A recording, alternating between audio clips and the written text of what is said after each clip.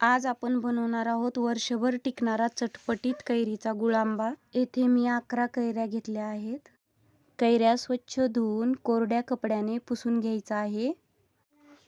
गुळांबा पूर्ण तयार झाल्यानंतर तो पूर्ण गार करून घ्यायचा व काचेच्या बरणीत भरून ठेवून तो वर्षभर टिकू शकतो। आता कैरीचं साल काढून किसणीने किसून घेऊया। सगळ्या कैऱ्या किसून घेतल्या आहेत। हे कैरीचं किस पिळून घेऊ, जेणेकरून गुळांबा जास्त दिवस टिकण्यास मदत होईल। त्यामध्ये घालूया गूळ। जेवढं कैरीचं किस घेतलं आहे तेवढंच गूळ घ्यायचं आहे। येथे मी जास्त गूळ घेतला आहे।